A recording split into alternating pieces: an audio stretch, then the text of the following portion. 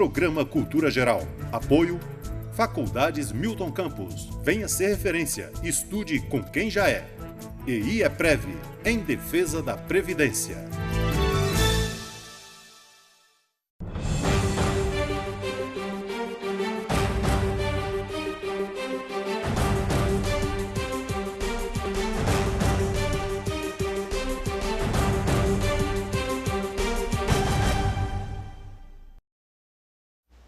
Muito boa tarde, começando agora mais um programa Cultura Geral e hoje a gente vai tratar do assunto que nós já fizemos a chamada hoje, fizemos a chamada ontem, agradecer ao meu amigo Ronaldo Faria também que sugeriu essa pauta, né?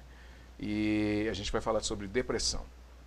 É uma pauta muito importante, como foi a do Alzheimer, como foi também o mal de Parkinson.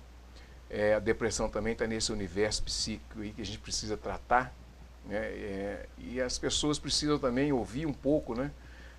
Porque às vezes a pessoa tem algum tipo de patologia, ou tem alguém em casa com algum tipo de patologia nesse sentido.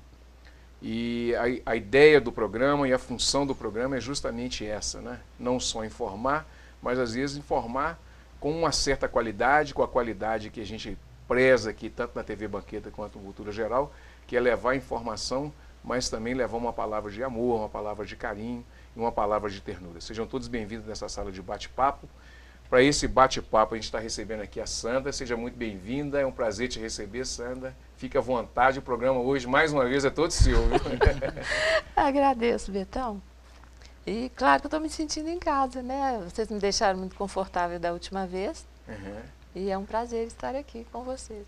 Que maravilha, tá vendo aí, Léo? Nós somos responsáveis Suspeito, por isso, né? Léo, seja bem-vindo, né? Obrigado, Você mandou Betão. algum ensaio, não? Hein? Oi? Mandou algum ensaio para a Alessandra? Não, né? porque hoje, como tinha presença ilustre aqui da minha mãe, eu falei assim, não vou tomar tempo do programa com minhas humildes fotografias. Não, hoje, Então, hoje. mas a gente vai falar um pouquinho do que está vindo por aí. Uhum. O material já está até pronto, mas eu não quis trazer hoje não, exatamente para a gente poder abordar mais profundamente o tema, né? Sim. Sem sombra. Inclusive que tem a ver também com o assunto de fotografia, que a gente vai falar sobre isso, né? A É, relação realmente fotografia e tem depressão. uma ligação direta, né, com a autoestima. Sim. Autoestima. Uhum. Sandra, vamos começar esse bate-papo? Sim. O que é a depressão? Bom, a depressão, a gente tem que ter um certo cuidado hoje, na realidade, com o diagnóstico da depressão. Porque tudo hoje em dia é considerado depressão. Chega no consultório para mim, né? Como se fosse assim, o cliente já chega com o diagnóstico, estou depressivo. E na realidade a gente tem que fazer realmente toda uma avaliação, tipo até uma anamnese, para saber se está dentro do quadro depressivo e se isso realmente tem um fundamento, né? Baseado nos sintomas da depressão. Então uma coisa é estar em estado depressivo, que é situacional, e outra coisa é estar realmente com uma depressão mais profunda. Então, a depressão em si, na realidade, o que é? Se a gente for consultar, né, um dicionário para ver o que é a depressão é a energia estrangulada. Então, essa energia ela é tão sufocada, tão estrangulada, que a pessoa realmente perde o interesse pela vida, perde o interesse pelas coisas que antes ela gostava de fazer e fica absorvida numa tristeza muito grande. Essa tristeza puxa para baixo e um dos pontos que eu procuro trabalhar dentro do processo depressivo é exatamente mostrar para a pessoa que a depressão ocorre quando ela esquece que ela tem dons, ela tem talentos e ela não está utilizando isso. Então ela se fecha no mundo, né? Num mundo muito realmente de autocobrança e acaba entrando num processo depressivo. Nesse processo aí, a pessoa, sem perceber, ela pode deixar de fazer alguma coisa que ela gosta e colocar uma outra coisa no lugar? Por exemplo, a pessoa gosta de pintura. Sim. Aí ela para de pintar e começa a arrumar a casa. Todos os dias, naquele horário, ela coloca alguma outra coisa no lugar. Isso pode acontecer? Pode. Porque quando ela deixa de fazer o que ela gosta, quando ela deixa de ter o prazer, né, com aquilo que vai gerar uma alegria, então ela começa a colocar coisas que vão ter um significado para ela se sentir mais protegida. Então arrumar a casa, deixar tudo nos lugares é uma forma dela ter controle. Então ela não tem mais controle sobre os sentimentos dela, sobre as emoções dela, mas ela vai ter controle sobre a realidade, é ilusório, tá? Sim. Mas ela acha que se ela deixar tudo arrumadinho, e começa até a desenvolver uns certos toques, né? Então, se tiver tudo arrumadinho, tudo sob controle, ela vai sentir um pouco mais confortável com isso. Então, ela passa a colocar isso na vida dela como uma primeira atitude de defesa. Mas só que não resolve, tá? Porque outros processos vão sendo desencadeados aí. Então, quando ela tenta realmente resgatar parte dessa vida, dessa alegria, a tristeza já está num nível muito pesado, tá? E a tristeza, ela chega num ponto onde tem a ver com perdas. Sim. Então, toda vez que existe um processo de perda, a tristeza, ela começa a puxar a pessoa para tomar consciência dessa perda. Mas se essa consciência, ela não é percebida, ela não é elaborada, ela não é, de certa forma, entendida, as perdas vão ficando cada vez mais fortes, porque uma perda puxa a outra. Sim. Vem em sequência, né? E a tristeza que é a responsável, o primeiro passo da depressão, é realmente a tristeza, que é uma dor profunda na alma, e ela não consegue lidar com essa tristeza. Uma coisa interessante, que é um conceito que eu peguei com um psicanalista amigo meu, Sei. que é essa coisa, quando a gente, por exemplo, vai se submeter a um processo de análise, só ler sobre análise não resolve o problema. A gente precisa se submeter ao processo de análise para você entender todo esse parâmetro. Não pode ser só cognitivo, você tem que vivenciar o processo. O processo de análise. As emoções. E aí, me vem uma coisa interessante.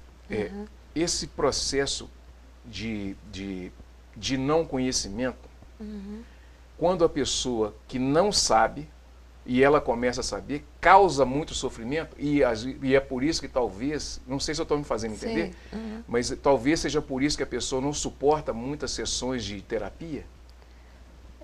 Então o processo realmente ele é muito profundo, a pessoa entra no processo de análise, então o primeiro ponto, qual que é a proposta para ela? Se conhecer. É um processo de autoconhecimento, mas é um processo onde tem que ser feito de uma maneira como se fosse uma cebola. Você vai descascando, você vai tirando as cascas, né? Até chegar na essência. Mas cada casca que tira, a pessoa realmente ela sente que ela está mais vulnerável, ela está desprotegida.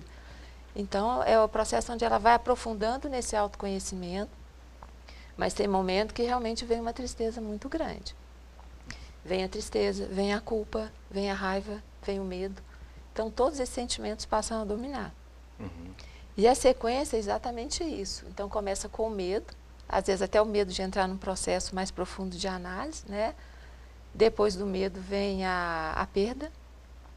O que ela está perdendo com essa questão de ansiedade, angústia, já indica que existe uma perda aí. A perda vai aprofundando e vai gerando o quê? Mais tristeza. Então, uma tristeza profunda já é um sinalizador da depressão. Tá? E aí, o próximo passo é o sentimento de culpa. Porque ela já não dá conta de fazer o que ela fazia, ela não dá conta de ser alegre igual hoje. Todo mundo tem que ter um nível de alegria, porque é muito cobrado, né? Tem que estar bem, tem que ter alegria, tem que ser feliz. Então, ela já entra no processo de culpa. E esse processo de culpa vai aumentando e gera a raiva. Então, ela começa a sentir raiva dela, raiva do mundo, raiva das situações. E uma das linhas, uma das teorias, né, da depressão é exatamente a raiva jogada em direção a ela. Então, ela não canaliza essa raiva para o que realmente gerou, né, uma perda, mas ela joga a raiva para dentro dela. Como é que o inconsciente trabalha nesse sentido, Sandra? Porque é um embate. Por exemplo, quando uma pessoa... Eu faço isso, por exemplo, para as pessoas que estão do lado de lá nos entenderem. Melhor, né? Quando uma pessoa ela não consegue se relacionar com a outra, o inconsciente dela, na realidade, o inconsciente dela está numa vibração diferente, porque ela identificou alguma coisa ali da situação de bebê originária, em que ficou recalcada, e isso volta disfarçado de raiva, de alguma outra coisa. Como é que o inconsciente trabalha nesse processo e também na produção da depressão? Tá. O inconsciente, na realidade, o que ele é? Ele é um depósito, imagina uma caixa enorme, tá? Onde tudo fica ali depositado. sua experiência, né, desde criança, desde que você nasceu, as emoções todas, todas as vivências, todas as histórias. O inconsciente armazena tudo.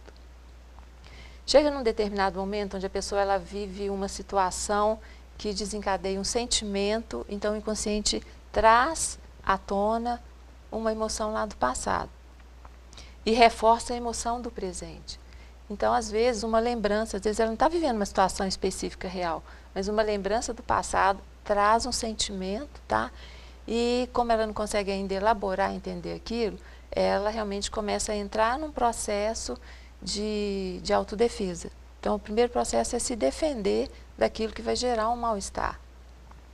Mas nesse processo de autodefesa, ela perde um pouco o senso da realidade, tá? Porque a gente tem o inconsciente, né? A mente inconsciente, a mente consciente, que é o processo da realidade, é o momento presente onde as coisas acontecem, e tem a nossa mente superior, que seria a nossa ligação com a criação dos talentos, criatividade, tá?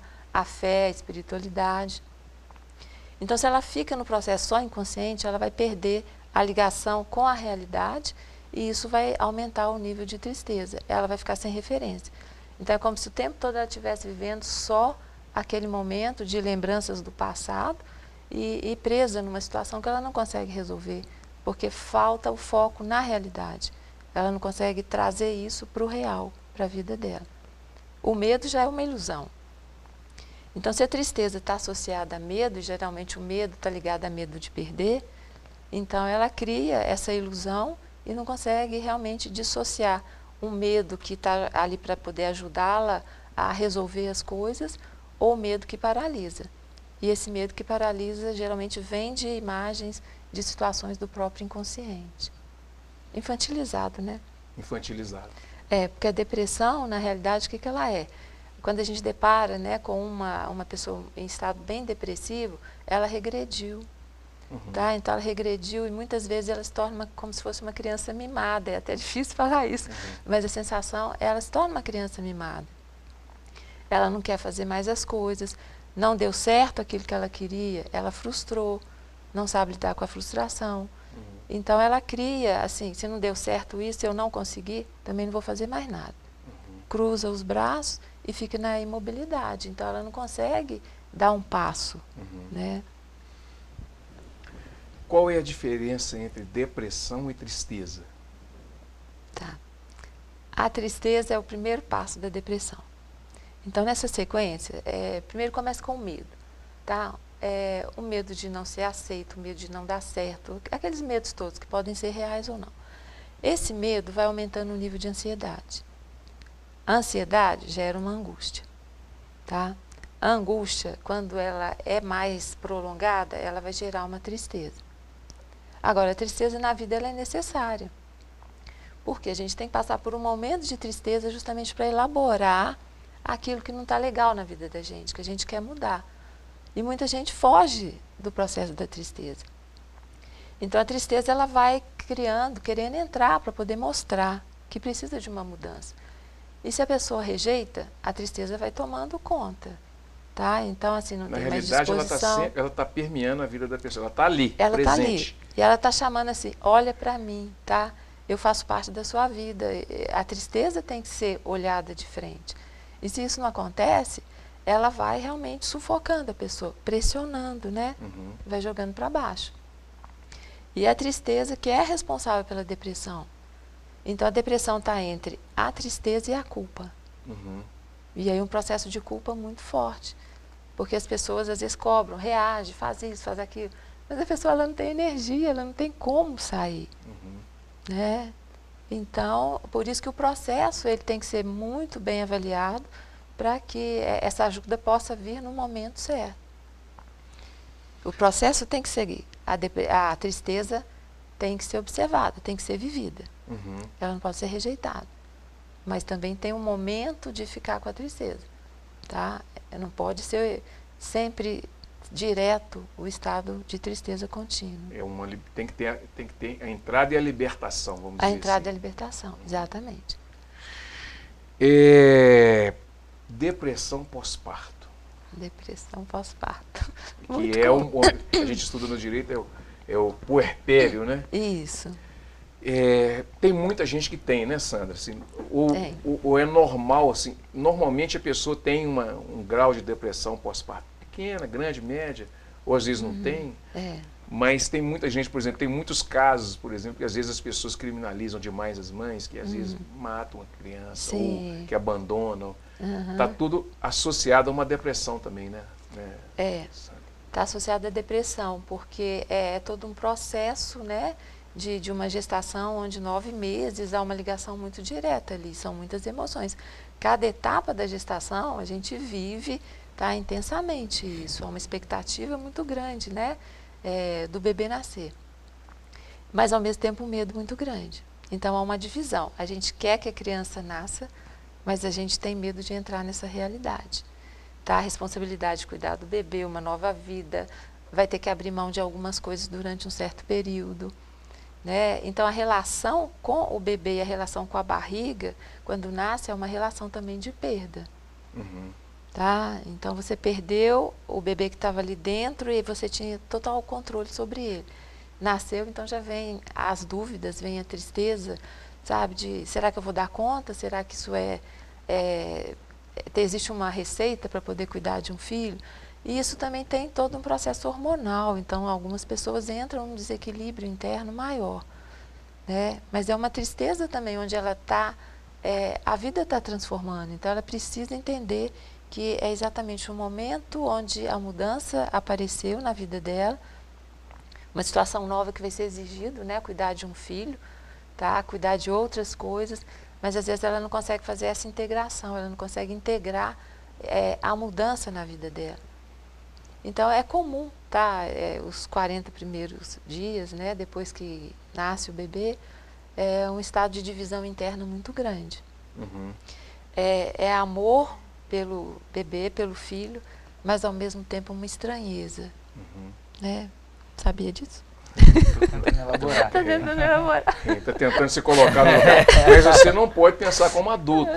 Quando você tem que estar sempre, nós já conversamos sobre isso, você tem que estar sempre voltando no tempo e se colocando no lugar da criança, do bebezinho, em formação. Bebê, né? exatamente.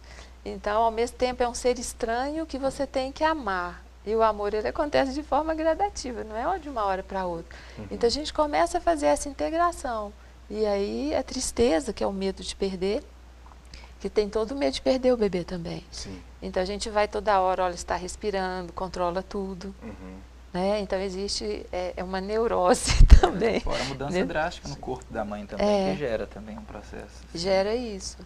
A gente sente meio zumbi, tá? Eu tô falando de uma experiência pessoal, né? A gente, 40 dias a gente não dorme direito, o tempo todo cuidando do bebê, né? Então perde energia. Então, uma vez meu irmão chegou em casa e falou: Sandra, você tá parecendo um zumbi. Gente boa, hein? Não é? Motivador, né? Motivador. Aí eu falei, com certeza, mas aí a gente vai adaptando a uma nova realidade, né? Aí as coisas vão acontecendo. Ô, Léo, deixa eu colocar nesse assunto. Você fez um ensaio fotográfico com mulheres grávidas? Fiz, vários. Agora, depois dessa conversa que a gente está tendo aqui, o que veio na sua cabeça? Mas dá para poder fazer um novo formato, uma nova ótica, o ensaio gestante, né? Mas é uma coisa já que a gente percebe muito nos ensaios, é esse medo presente na vida da mulher em si. Os últimos 2 que eu fiz agora, era muito nítido esse medo de como seria o pós-parto, né? A vida depois, porque eu fiz o acompanhamento depois dos 2 recém-nascidos. E foi nítido esse medo que elas tinham antes e esse processo da privação do sono logo depois do nascimento. Esses primeiros 40, 50 dias, que é muito tenso, uma mudança drástica, principalmente na vida da mãe, dos pais também, mas a mãe sente mais diretamente. E eu vivi isso semanalmente, naquele acompanhamento, fazendo as fotos lá.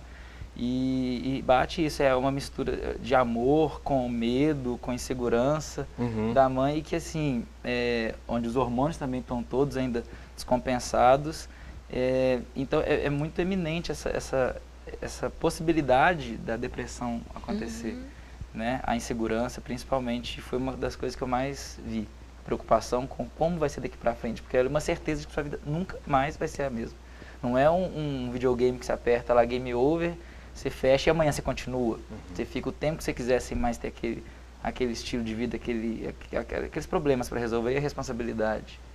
Então era uma coisa que aí você sabe que sua vida mudou dali para sempre. Então nesse que o Léo está falando é nesse momento ali, vamos colocar ali de um período de gestação mais próximo da criança nascer, que começa a desenvolver uma depressão mais profunda na mãe, que vai virar lá esse processo mais tarde, puerperal, né, que é a depressão pós-parto. Sim. Porque, assim, aproximando realmente, né, já os próximos dias, né, do nascimento, a dúvida é muito grande. Então, a gente entra no estado de divisão interna. Quer que a criança nasça, né, sonha já com a criança, quer ter a criança no colo, mas, ao mesmo tempo, aquela fragilidade, será que eu vou dar conta? Então, será que eu vou conseguir, vou ser uma boa mãe? Como que eu vou fazer? Como que eu vou voltar a trabalhar? Como que eu vou deixar meu filho depois? Aí começa todo um sentimento de culpa também relacionado a isso. Por quê? Porque o sentimento é ambivalente. Então, ao mesmo tempo, é amor, mas ligado ao que ela vai perder enquanto pessoa, enquanto individualidade. Essa individualidade ela é recuperada depois. Tá? Por isso os 40 dias e a licença maternidade também, que é um período para adaptar essa realidade. E a gente começa a perceber, então, que assim, agregou uma coisa muito bonita na vida da gente, que é um ser, né, que chegou, é um presente da vida. Mas a adaptação tem que ser por etapa. Então, quando não consegue trabalhar essa divisão, tá? Então a pessoa realmente ela começa a perder, tá? Perde energia, perde a vitalidade, ela acha que ela tem que estar o tempo todo ali 24 horas por conta do bebê. Né? E aí realmente quebra a relação dela com ela. E muitas vezes até o próprio relacionamento de casamento fica afetado, né? Por quê? Porque ela vive intensamente para o filho, o marido fica em segundo plano. E aí algumas divisões começam a acontecer. Tá? E aí traz novamente tristeza e vai virando, né, um círculo vicioso. Ô Sandra, como é que a gente trabalha o processo de alteridade, né, nessa condição da depressão? A criança, ela, nessa situação primeira ali, ela pode absorver O sentimento? algum tipo de sentimento depressivo da mãe, desenvolver isso no futuro? Na realidade, o que acontece? Sentimentos são vibrações, emoções são vibrações. Então, o tempo todo a gente está emitindo vibração, sentimento, né? Que pode ser sentimentos positivos como negativos. Tá? A criança é um ser muito sensível, tá? E com uma consciência muito intensa das coisas, né? Então, o mundo da criança é o mundo do sentimento, é o mundo da emoção, é a forma como ela expressa, né? Então, ela pode captar, assim, ela entra em uma sintonia muito grande com a mãe. Tá? Então, se essa depressão ela é, de certa forma, prolongada, tá? A criança realmente pode vir, tá? Mais tarde a manifestar alguns sentimentos. Eu já tive casos de atendimento no consultório, onde a mãe entrou no processo, né, de depressão muito profundo, durou alguns anos, né? E essa criança, de certa forma, ela se sente um pouco rejeitada, porque a mãe às vezes não tem nem condição de cuidar da criança. Então, quem cuida é um parente, né, uma pessoa mais próxima que dá apoio. Então, fica uma divisão, tá? E a criança também, depois, né, já na vida adulta, ela pode se sentir culpada de ter gerado a depressão na mãe. E não tem nada a ver, né? Sim. Mas ela assume uma culpa. E aí o processo é trabalhar exatamente essa separação, o corte desse vínculo que está lá no passado e mostrar que realmente a mãe tinha as próprias questões para estar naquele estado depressivo, tá? Mas ela carrega exatamente um sentimento de tristeza durante boa parte da vida. E às vezes sem ter consciência, né, o que gera determinada tristeza em algum tipo de situação da vida dela. Sandra, antes da gente acabar o primeiro bloco, como que pode ser gerada uma tristeza depressiva na pessoa que teve uma perda, que aí nós vamos falar do sentimento de perda, né? Perde um pai, perde uma mãe, perde algum familiar e tudo, e não consegue superar aquilo, não consegue sair daquilo. E às vezes pior ainda. Aquela tristeza vai para o inconsciente, ou fica no inconsciente, e ela fica voltando o tempo todo e a pessoa não consegue, ela não dá conta daquilo. E uma coisa interessante também, às vezes ela não dá conta daquela situação e também não dá conta de tratar aquela situação. Porque toda vez que ela vai ao psicólogo, ou vai ao analista e começa a se deparar com aquilo que ela não sabe, aquilo passa a ser para ela um martírio, né? Martírio, um sofrimento. Um sofrimento, uma coisa agonizante, né? Que ela não consegue lidar com aquilo. Como trabalhar essas situações? É bem complexo, é uma pergunta ampla, né? Que é muito complexo, assim, até de fazer e de responder muito mais, né?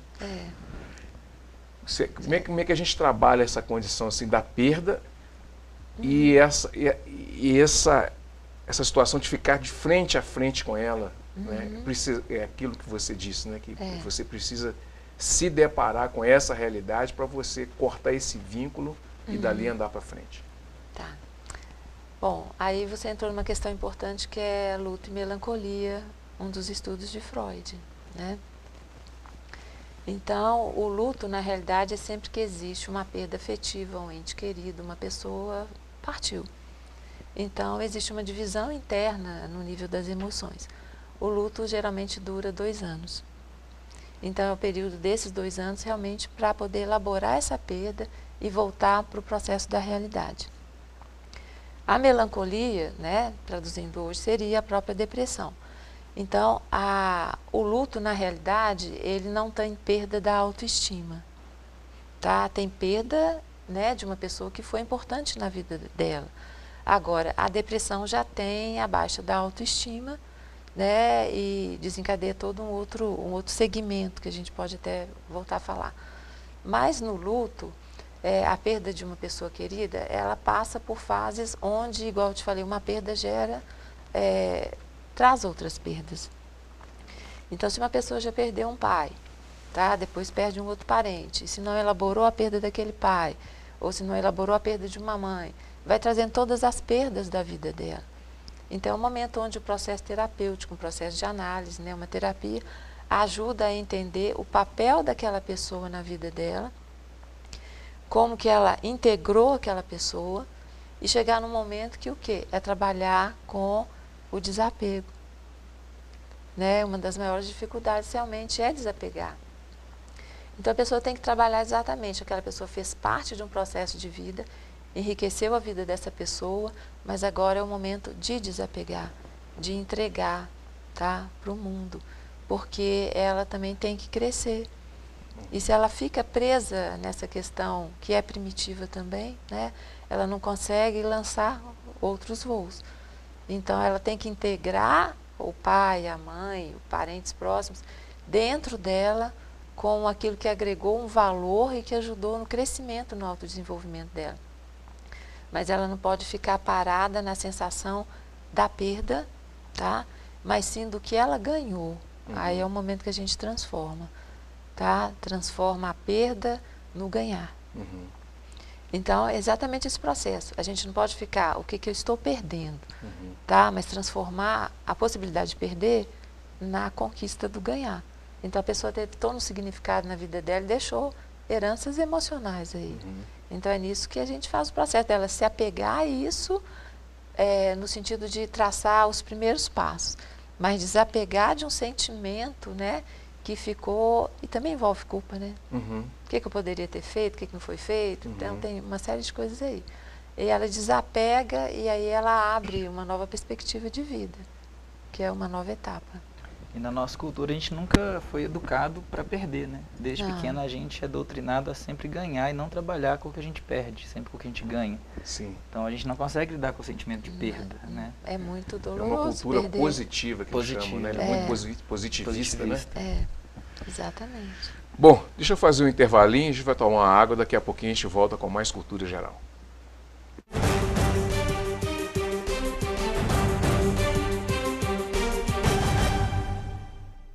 Apoio Faculdades Milton Campos. Venha ser referência. Estude com quem já é. EI é Prev, em defesa da Previdência.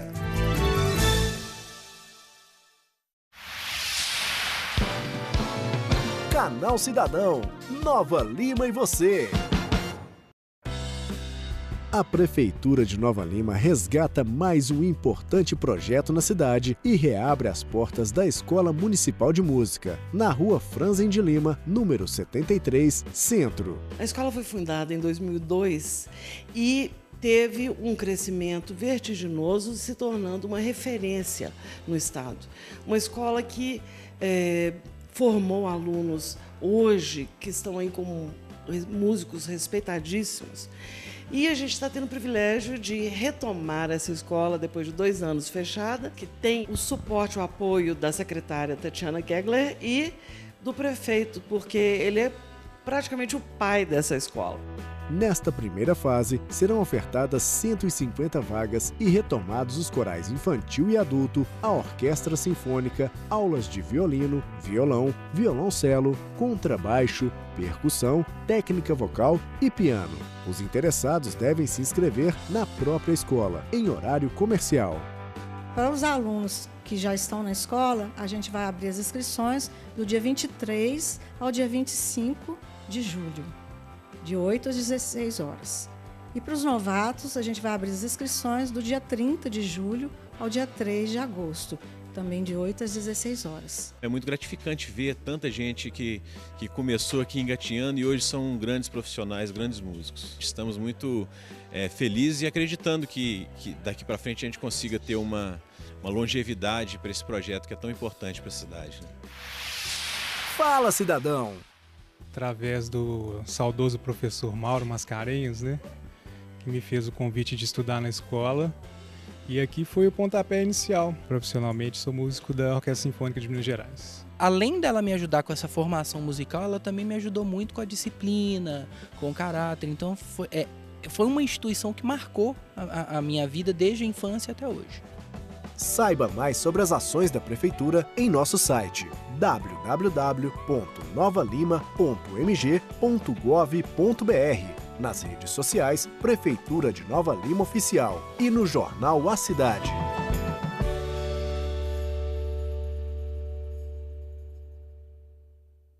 Programa Cultura Geral. Apoio Faculdades Milton Campos. Venha ser referência. Estude com quem já é. EI é Prev, em defesa da Previdência.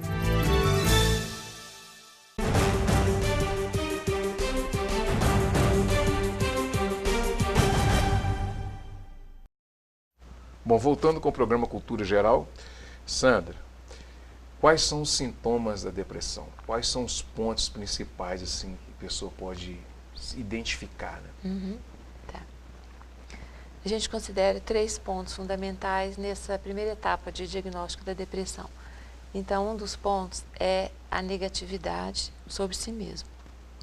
Então, a pessoa o tempo todo, ela se coloca para baixo. Não vou dar conta, não vou conseguir, sou um fracasso. E ela vai colocando cada vez mais a autoestima dela, né, vai se diluindo. Então, o primeiro ponto é a negatividade em relação a ela. É como se ela não servisse para nada, né? Segundo ponto, negatividade em relação ao mundo. Então, ela vê o mundo como super ameaçador, o mundo é que não dá as possibilidades para ela não consegue as coisas porque o mundo é cruel. Então, é um sentimento de pessimismo muito forte, né? Então, o senso de realidade dela é como se o mundo fosse o inimigo maior dela. Então, ela não vê possibilidades. Então, o mundo, ela tem que lutar contra o mundo e ela não tem forças para lutar contra o mundo. E o terceiro ponto é a negatividade em relação ao futuro. Então, ela não tem uma visão de futuro do que ela pode desenvolver, o que ela pode conquistar na vida, né? Então, ela começa a fechar todo o processo de planos, de planejamento para o futuro. Então, ela fecha toda a possibilidade de usar os talentos, os dons. Então, quando uma pessoa chega depressiva no consultório, a primeira coisa que eu pergunto para ela, né, primeiro, o que gerou a frustração? Qual a perda, né, que essa frustração gerou, tá? De que ela tem raiva, ou de quem que ela tem raiva. Porque aí já começa a surgir, já começa a florar. E os planos, aí não tem planos, tá? O mundo ficou fechado. E nesse momento, a gente não pode deixar a pessoa sair do estado no momento dela, do estado depressivo, que pode durar o quê? Anos e anos, tá? Sobre medicamento, aquela coisa toda. Então, o que eu faço? Eu puxo, tá? E indico atividade física, movimento, voltar para a vida, a gente tem que dar um puxão. Porque se for deixar ela voltar no momento dela, ela vai ficar nesses 3 círculos o tempo todo. Tá? A baixa estima, ela não serve para nada, o mundo não presta e não existe futuro. E não existe futuro, ela perde a esperança, perde a fé, tá? Ela passa a achar que Deus, né, nessa questão da espiritualidade, que Deus esqueceu dela. Então ela se revolta, é um estado de revolta muito grande e ela perde ainda mais a vitalidade. Então aquela pessoa que não tem mobilidade, ela deita numa cama e ela fica olhando para o teto o tempo todo. Tá? Uma mente vazia, né? Sim. A depressão psicótica. O que é depressão psicótica? Tá. A depressão psicótica, na realidade, a gente tem que entender, né, a psicose como também uma divisão interna, tá? Então, por exemplo, psicose maníaco-depressiva, né? Então, é um estado onde oscila, né, momentos de depressão fortes e momentos de mania também muito forte. Então, esse nome foi mudado, tá? Esse nome foi mudado para bipolaridade, porque assusta menos. Sim. Então, se a gente faz um diagnóstico, né, um cliente está com uma psicose maníaco-depressiva, o alarde é muito forte, né? Sim. Então, a bipolaridade já é uma forma de né, lidar de uma maneira até mais suave, mas não deixando de entender a profundidade que é, né, essa psicose maníaco-depressiva. Então, é uma oscilação que pode ser orgânica, química em termos de mudança, né, hormonal. Muitas vezes falta algum componente, né, na química do corpo que gera esses momentos de depressão ou de euforia muito grande. E o cuidado que a gente tem que ter na fase depressiva, não há risco de suicídio, tá? Porque a pessoa não tem nem energia para sair da cama, ela não consegue mobilizar, né, uma movimentação.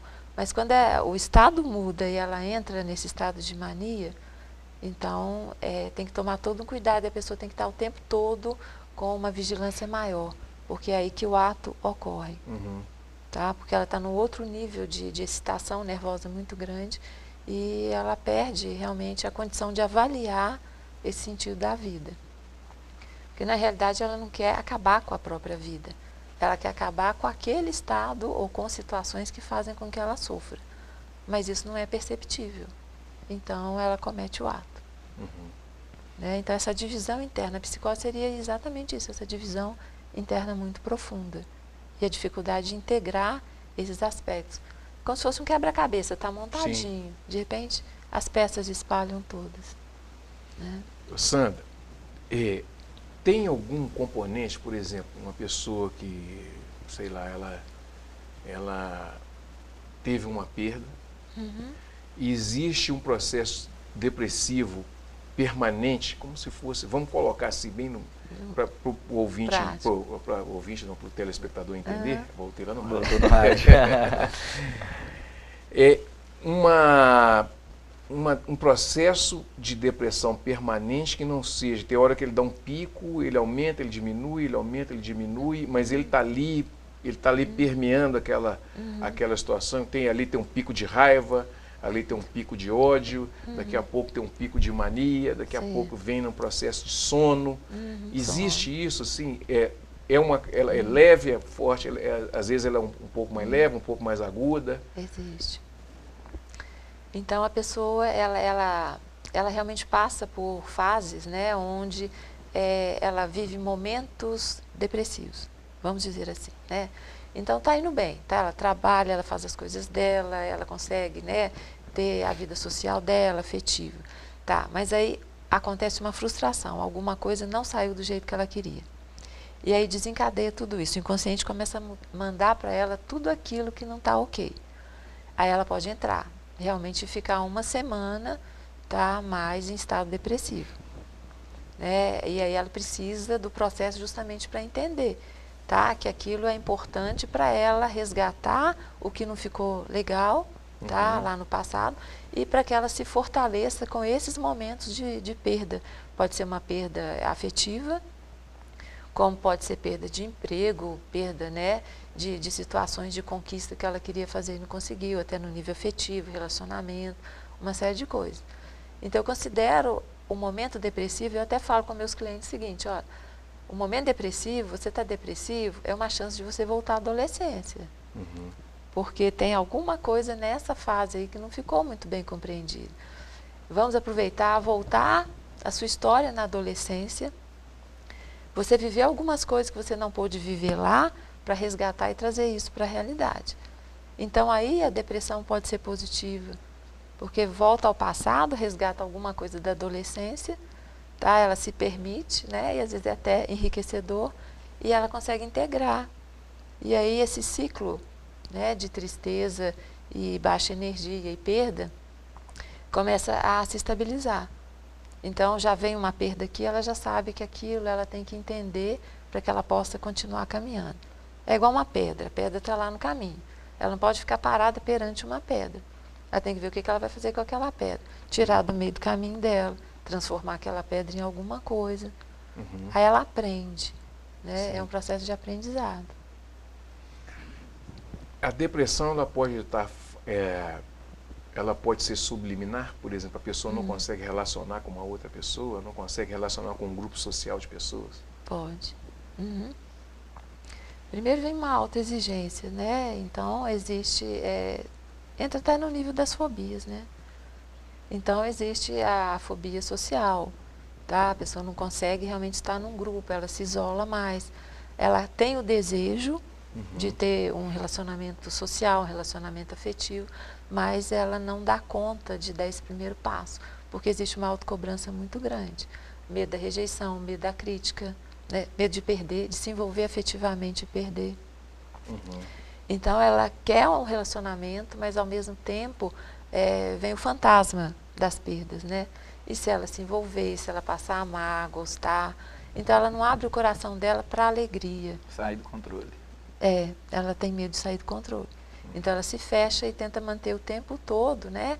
Aquela questão de que se eu ficar aqui no meu cantinho, nada vai acontecer. Uhum. E aí ela fica realmente no mundo dela e não consegue. Mesmo que a vida queira trazê-la, né, para viver experiências novas, mas ela insiste. E aí vem a queixa, né, Betão? Sempre tem. A queixa. Ela queixa o tempo todo. Vem queixa, vem reclamação, vem tudo, sabe? Uhum. Mas a queixa, ela tem que trabalhar isso e ver que é ela que está impedindo, né, esse crescimento. Uhum. Por isso é que o processo todo, né, de uma terapia, de uma análise, né, vai trazer isso e colocar na frente dela. Ela tem que enfrentar os monstros. Uhum. Ela não pode ficar fugindo dos monstros o tempo todo. Os monstros que ela criou. Gente, é um né? programa que não dá vontade de acabar, né? Quer pegar o Alessandro, a Zoeli lá dentro. Ficar aqui até umas 9 da noite, será que eles fazem? Ô Sandra, pra gente... Hã? Ô Sandra, gente, o Alessandro tá falando comigo, se eu não acaba não que eu tiro do ar. Ele falou no ponto eletrônico aqui, né? Bom, Sandra, pra gente encerrar, Sim. Hoje nós temos uma média de 2 milhões de pessoas por ano Sim. acometida pela depressão. Uhum. Num total, você estava falando de 350 milhões de pessoas por ano. Não, no total geral, no né? total geral, Atual, 350 milhões de pessoas depressivas. E 2 milhões de pessoas por ano. Esse por número, ano. a tendência com esse mundo pós-moderno é aumentar. Essa coisa assim de transformar a felicidade, coisificar a felicidade, né, o desejo, né? Então, assim, eu vou coisificar as coisas, coisificar. Eu quero, se eu comprar um carro, eu vou ser feliz, se eu comprar aquela roupa, eu vou ser feliz, se eu comprar aquela máquina fotográfica se eu viajar, eu vou ser feliz. Se eu vou viajar, eu vou ser feliz. Essas coisificações também está por trás disso tudo? Tá. Porque hoje realmente a cultura é de uma falsa felicidade. Então isso não existe. A gente tem esses momentos realmente de altos e baixos. E as pessoas, hoje elas conversam, tá, sobre coisas que elas viram. Elas contam histórias de alguém que ela escutou, de o que ela viu numa rede social.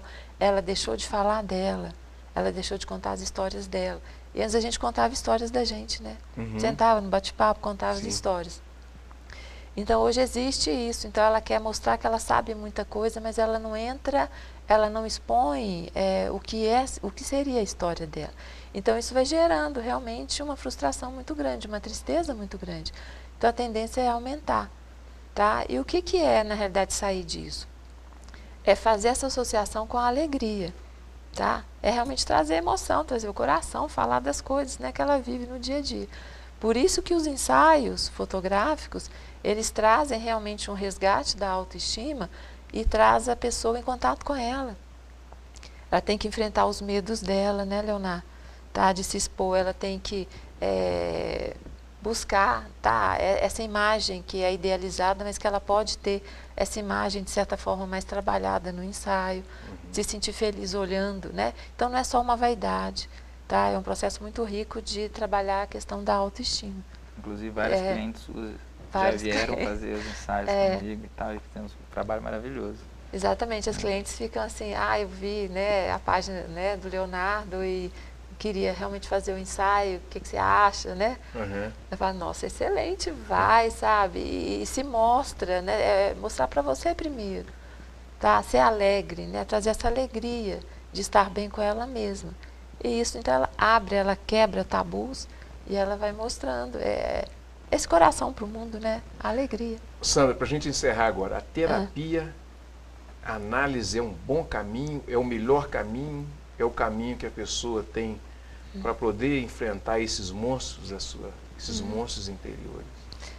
Olha, eu considero que pode ser o primeiro caminho, o primeiro passo, tá? Porque se uma pessoa está num estado depressivo muito forte, ela perde energia, ela não vai conseguir fazer as coisas que ela tem que fazer. Então, às vezes, até num determinado momento, a medicação é útil, tá? Porque a medicação vai equilibrar, vai trazê-la para a realidade, onde ela vai poder trabalhar na terapia, né, nesse processo de análise, e começar a se entender melhor, tá? E se colocar no mundo. A partir daí, ela pode ampliar outras formas também de continuar desenvolvendo, que é um trabalho legal, que ela sinta prazer de fazer, trabalhar com arte, tá? Usar os talentos dela, usar os dons. E aí eu não falei no início que a depressão estrangula os talentos? Aí se ela começa a usar os talentos, realmente a depressão ela vai desaparecer, não existe. Tá? A pessoa que lida bem com o que ela pode produzir para ela e para o mundo, tá? A colaboração dela, o que ela pode doar para o mundo, ela não vai ficar depressiva. Ela vai usar a energia dela para doar, é o amor, né? Ela vai doar o amor dela. Muito bem. Gente, chegamos ao final do programa Cultura Geral. Espero que todos tenham gostado desse programa. Foi praticamente quase 1 hora de programa falando aqui sobre esse tema que é tão importante e pertinente na vida do ser humano, principalmente hoje, né? Muito obrigado e até amanhã, se Deus quiser, com mais Cultura Geral.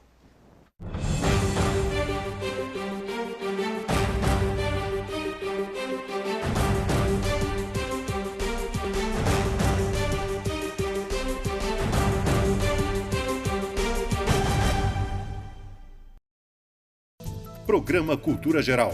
Apoio Faculdades Milton Campos. Venha ser referência. Estude com quem já é. EI é Prev, em defesa da Previdência.